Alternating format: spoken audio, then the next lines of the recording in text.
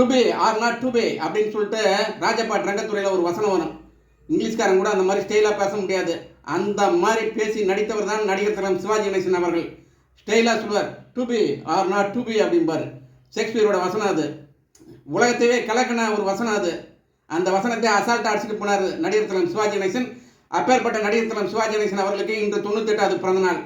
உலகமெங்கும் உள்ள சிவாஜி ரசிகர்கள் அவருடைய பிறந்தநாளை கொண்டாடி கொண்டு வருகிறார்கள். சிவாஜி 1952 பராசக்தி படத்தை நடித்தார். அந்த படம் ஹிட்டு. கலைஞர் வசனம் ஓடுன்னு ஓடிச்சு. அதற்கு பிறகு 300 படங்களுக்கு மேலாக சிவாஜி கணேசன் நடித்து விட்டார். நடிகர் திலகம் வந்து நின்னா ஸ்டைலு, உட்காந்தா ஸ்டைலு, எந்திரிச்சா ஸ்டைலு, போனா ஸ்டைலு, வந்தா ஸ்டைலு. வசனம் பேசினா அது தனி ஸ்டைலு. சிவாஜி கணேசன் ஸ்டைலை அடித்துக்கொள்ள இந்த உலகத்தில் இனிமேல் யாரும் பிறக்க போகிறதில்ல, பிறக்கவும் மாட்டாங்க. அது சிவாஜி கணேசன் மட்டும்தான் வரும், வேறு யாருக்கும் வராது. நடை அழகன் அப்படின்னு கூட சொல்லுவாங்க. சிம்ம குரலும் வசந்த மாளிகைலாம் டைலாக்லாம் என்ன டைலாக் பேசுவார் தெரியுமா? வசந்த மாளிகை அப்படின்னா தீர்ந்து போச்சு. அப்படியே தியேட்டரில் ஒரு கைதட்டல் தான். சிவாஜி கணேசன் நடித்த பல படங்கள் சில்வர் ஜூப்ளியெல்லாம் தாண்டி ஓடிச்சு. பவள விழாவை கண்டது, வெள்ளி விழாவை கண்டது.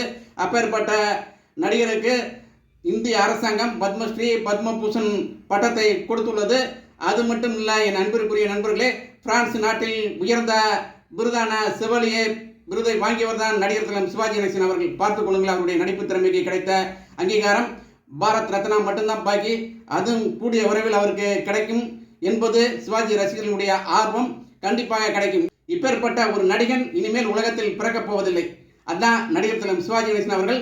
நடிகர் திலகம் சிவாஜி கணேசன் அவர்களின் பிறந்தநாளை கொண்டாடும் லட்ச ரசிகர்களுக்கு பிறந்தநாள் வாழ்த்துக்களை தெரிவிப்பதில் நான் மிகுந்த மகிழ்ச்சி அடைகிறேன். To be or not to be அப்படிம்பார். அவ்வளோதான், மேட்டர் முடிச்சு.